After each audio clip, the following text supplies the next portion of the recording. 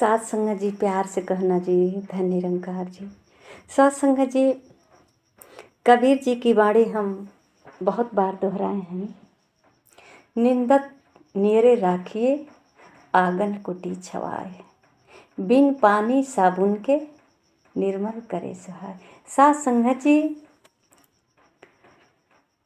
अगर कोई हमारा निंदा करता है तो हमें अच्छा नहीं लगता है, बहुत बुरा लगता है। हम उस पर बहुत नाराज होते हैं कि ये बार बार हमारे अंदर कमी निकालता रहता है। पर सात संगत जी, यहाँ तो महापुरुष की वाणी है कि इसे अपने पास रखो, करीब रखो, नियरे निंदक राखिए, अपने आंगन कुटी छवाए। ये बार बार हमें सचेत करता रहेगा। सात संगत जी, ऐसा हमें क्यों लगता है कि हम बहुत पूजा पाठ नियम धर्म करने वाले हैं, हम दान पुण्य करने वाले हैं, हम भगवान का भक्त हैं, हमारे अंदर कोई कमी नहीं हो सकता है। ये संसार है, ये संसार में तमाम कमी हो सकती है। हम चाहे जितना भी भक्ति भजन करते हैं, भगवान का ध्यान करते हैं, दान पुण्य करते हैं, पर ये संसार को देखने वाली आंखें कभी न कभी किसी में कमी निकाल ही देती है। कभी न कभी किसी की गलती पे गुस्सा कर ही देती है, डांट देती है। सात संगत जी, अगर कोई रहता है सचेत करने वाला, कोई ऐसा व्यक्ति होता है, सब लोग तो नहीं करते हैं, पर कुछ ऐसे ही महान व्यक्ति होते हैं जो कहते हैं कि आप साधु हो पर आपका व्यवहार सही नहीं है, आप सत्संगी महापुरुष हो पर आपका चरित्र सही नहीं है, आप क्रोध करते हो, आप डेली सत्संग करते हो, आपका परिवार से तालमेल नहीं बैठता, आप अपने परिवार का प्यार नहीं करते, परिवार का देख रेख नहीं करते। सत्संग जा कर के सेवा करने से क्या फ़ायदा? सत्संग में जा कर के भजन कीर्तन करने से क्या फ़ायदा? डेली आप कथा सुनो, पर इससे क्या फ़ायदा जब आप में कोई बदलाव ना आए? कुछ ऐसे मिल जाते हैं मित्र जो हमें हर समय सचेत करते रहते हैं कि आप सत्संग करते हो पर आपका सत्संगी जैसा व्यवहार नहीं है। तो सात संगत जी, हमें उसे कभी विरोध नहीं करना है, बैर नहीं करना है। इसी के वजह से तो कहे हैं कबीर जी कि इसको नज़दीक रखो। ये हमारी बार बार कमी को उड़ेता रहेगा, हमें आईने की तरह सामने दिखाता रहेगा, और जब कमी दिखाएगा तो हम उसको सुधारते रहेंगे। अगर वो कहता है कि आपका बोल चाल सही नहीं है, एक सत्संगी महापुरुष का भाव ऐसा नहीं होता है, तो वो जब बता देगा तो हमें समझ आ जाएगा कि लगता है कहीं हमारा बोली में मिठास नहीं है, प्यार नहीं है, नरमता नहीं है, इसलिए कह रहे हैं। तो हम अपनी बोली पे कंट्रोल करेंगे, सुधार करेंगे, जो भी शब्द बोलेंगे सोच समझ कर बोलेंगे। अगर कोई कहता है कि आप सत्संग करते हो, सत्संगी हो, महात्मा हो, पर आप नशा करते हो, तो उससे कभी विरोध नहीं करेंगे, उसको और करीब रखेंगे, क्लोज करके रखेंगे कि ये बताता रहेगा। अच्छा हुआ कि ये बताया, और किसी को ये दिखा होगा कमी कि आप सत्संगी हो, महात्मा कहलाते हो, पर आपके अंदर तो इतनी सारी अवगुण है, नशा करते हो, परमात्मा का नशा कम पड़ गया है जो और ऊपर से नशा करने की ज़रूरत पड़ गई है। और सात संगत जी, समझते हैं ना कि नशा कितनी हानिकारक है, चाहे वो तंबाकू का नशा हो, दारू का नशा हो, जुए का नशा हो, पर स्त्री का नशा हो, जो भी हो, पैसे का नशा हो, ये सब नशा बहुत ही दुखदाई है। साथ संगत जी, ऐसा अगर अवगुण किसी महात्मा में हो तो वो कभी महात्मा कैसे हो सकता है। लोग तो कहेंगे कि आप में इतनी अज्ञानता भरा हुआ है, आप अपने आप को ज्ञानी कहते हैं। तो साथ संगत जी, ये हमें सचेत किया ना, तो हम इसे कैसे विरोध करेंगे। कहेंगे भाई आप बहुत अच्छे हो, कम से कम एक तो आईना दिखाए, हमारे अंदर कमी को बताए। लगता है महात्मा को इस तरह नहीं रहना चाहिए, किसी प्रकार का नशा नहीं करना चाहिए, क्योंकि महात्मा का ये व्यवहार नहीं है, इसलिए आपको अच्छा नहीं लग रहा है। तो हम सुधार कर लेंगे, नशा से मुक्त हो जाएंगे। कोई नशा नहीं चाहिए हमें, तो सिर्फ एक परमात्मा की नशा है। प्रेम का प्याला पिए हुए हैं परमात्मा के नशे में, जो 24 घंटा नशे में चूर हैं, और किसी नशा की सहारा की ज़रूरत नहीं है। हम तो परिवार में हैं, फिर भी परिवार की हमें कोई ज़रूरत नहीं पड़ती, परिवार को हमारी ज़रूरत पड़ती है। हम उसके ज़रूरत पर काम आते हैं, पर हमारे लिए तो हमारा एक ही है, परमात्मा ईश्वर, जिसके नशे में चूर हैं, जिसे हर पल महसूस करते हैं, इनके गुणगान सुनते हैं, इनको सब में महसूस करके सबका सेवा करते हैं, हर पल इनके ध्यान में नशे में चूर रहते हैं। तो सत्संग जी, इसलिए कहा गया है कि जो निंदक होते हैं वो भगत के लिए बहुत ही अच्छे होते हैं, और निंदा करने वाले सत्संग जी बहुत बुरे होते हैं। निंदा करने वाले अपने ऊपर कितनी बड़ी लोड लेकर चल रहे हैं, सारे लोगों की जीवन का कचरा अपने अंदर भरते जा रहे हैं, सबको तो निखारते जा रहे हैं, पर निखारेंगे तो सबका कचरा तो उसके अंदर आएगा ना। आप देख लो, अगर झाड़ू उठाओ सुबह से लेकर शाम तक, सबके घर में झाड़ू लगाओ, सबका घर तो छोड़िए, सबके दरवाजे के सामने झाड़ू लगाते लगाते पूरे गली मोहल्ले साफ करो, देखो अपना कपड़ा तो जरूर गंदा हो जाएगा, इसमें कोई शक नहीं है, अपना कपड़ा गंदा हो जाएगा, अब ये पहनने लायक नहीं है, धुलना पड़ेगा। खाना भी हजम नहीं होगा खाएंगे तो, क्योंकि कब से तो गंदगी झाड़ रहे थे, सफाई कर रहे थे, तो कैसे खाएंगे। क्या बिना हाथ धोए खा सकते हैं, बिना नहाए धोए नहीं खा सकते ना। तो फिर सत्संग जी, सबके कचरे जो हम दिन भर फलाने ये ऐसी, फलाने वैसी, फलाने की बहू ऐसी, फलाने की बेटी ऐसी, फलाना व्यक्ति ऐसे, वो किया ये किया, ये सब सारे दिन जो कचरा हम सबका सफाई करते रहते हैं, सबका जो है बटोरते रहते हैं, तो बताइए मेरा मन साफ हुआ कि गंदा हुआ। अब जब मन में इतनी सारी गंदगी भर गई है, तो बताइए मन के अंदर कब शांति मिल सकती है, मन के अंदर सुकून मिल सकता है। क्या इस मन में अच्छा सा खुशबू आ सकता है, हमें सुख का अनुभव हो सकता है, कि करवटें बदलते रह जाएंगे रात भर फलाने फलाना का सोच करके। जो हमने सबका कचरा इकट्ठा किया है, ये दिमाग में रात को सोने के बाद भी चलता रहता है, चलता रहता है, तो रात में सपने में आ जाता है, कहते हैं रात भर बुरा बुरा सपना देखा, क्योंकि दिन भर हमने तो यही तो किया बुराई, सबका कचरा तो बटोरा है, तो रात भर भी ये कचरा इस दिमाग में चक्कर काट रहा है, घूम रहा है, ये निखर नहीं रहा है, निखरेगा भी कैसे।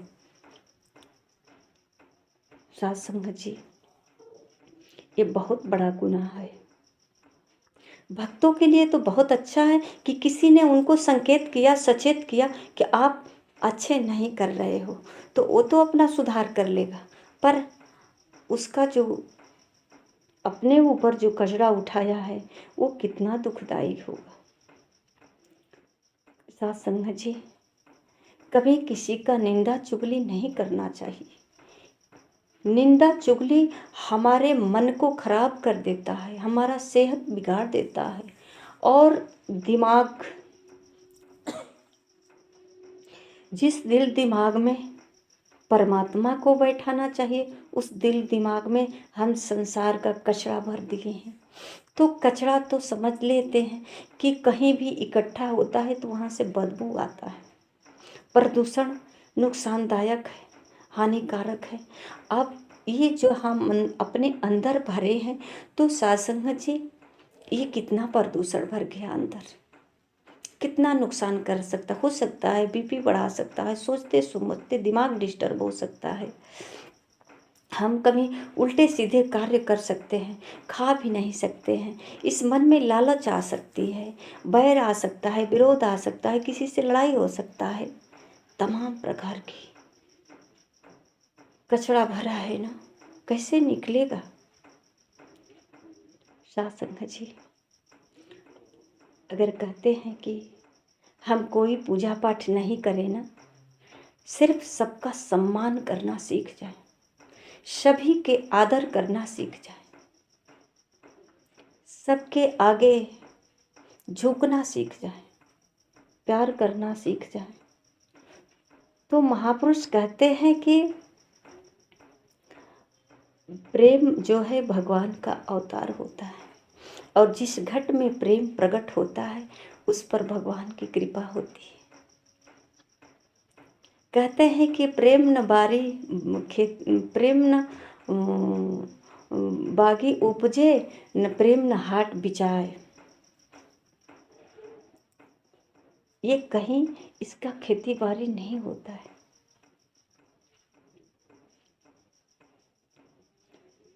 साध संगत जी, ये प्राकृतिक का देन है।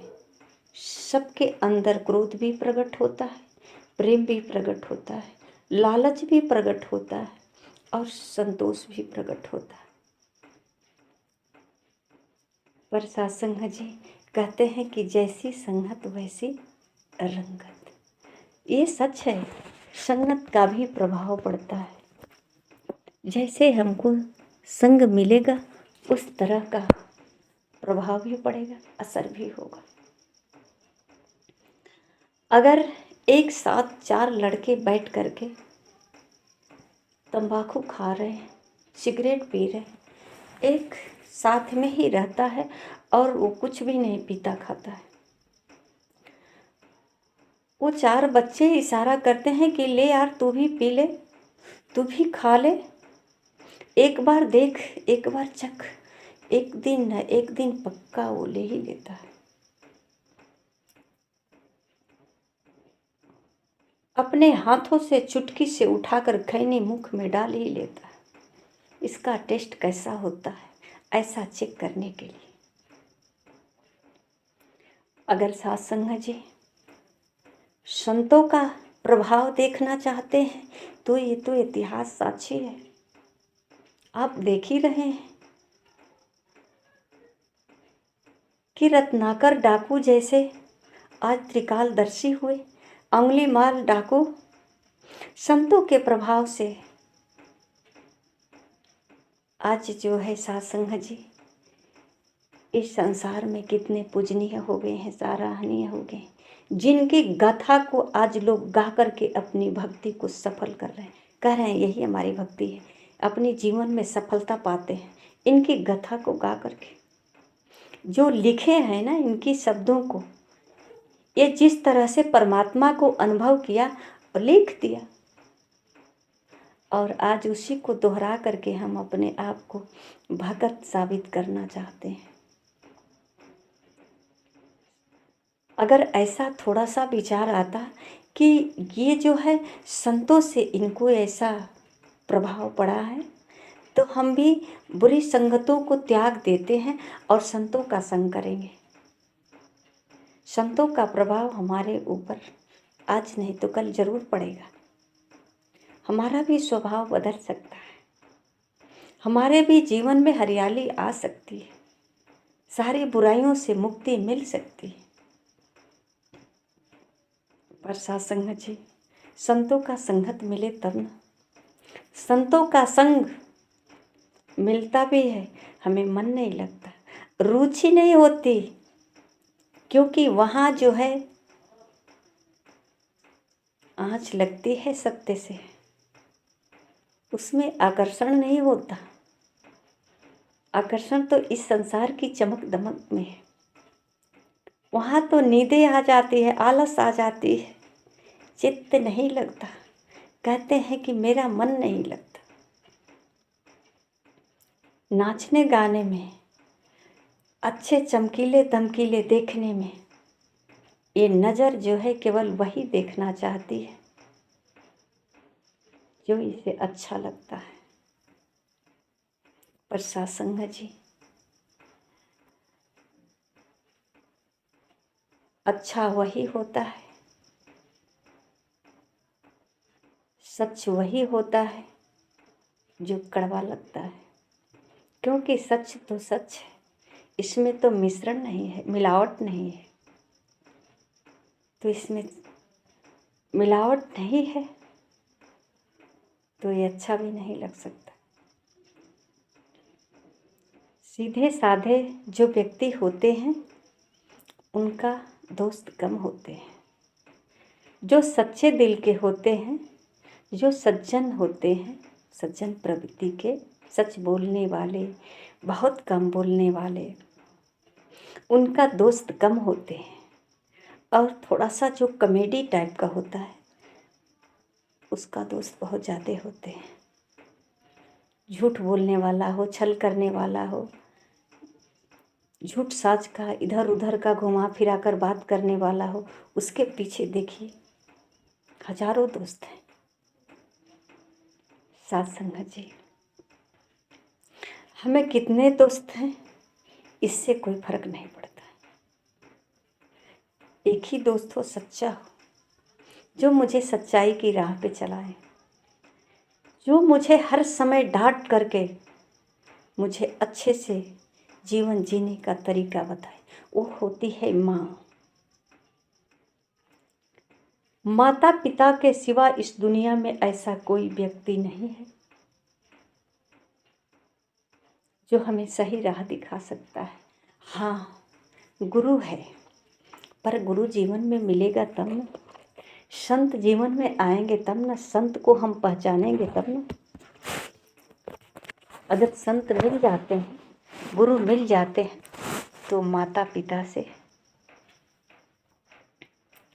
कम प्यार नहीं मिलता है। माता पिता से भी अच्छे प्यार भी दे सकते हैं, राह भी दिखा सकते हैं, क्योंकि माता पिता सिर्फ बच्चे को इस संसार में सुखी रहने का कला सिखाएंगे, पर ये सतगुरु जो है ना, ये लोक में और परलोक में दोनों में ही आपको सफलता प्राप्त कराएंगे, आपको सुखी करेंगे। लोक भी सुखी होगा, परलोक भी सुहेला होगा। ये संतों का गुण होता है। सत्संग भी, अगर जिसके जीवन में गुरु नहीं है वो प्रयास करे, जिस उम्र का हो, अपने जीवन में एक गुरु जरूर धारण करे, जो हमें सही राह दिखाए, जो हमें सच्चाई राह पर चलाकर हमारे मन में जो उथल पुथल चलता है, जो हलचल है, इसे रोक दे, कंट्रोल कर दे और अपने सच्चाई की ज्ञान से बांध कर रखे, परमात्मा का दीदार कराए, परमात्मा का गुणगान कराए, हर समय जीवन में आनंद ही आनंद रहे, ऐसा गुरु जरूर खोजें। सत्संग जी, प्यार से कहना जी। धन्य निरंकार जी।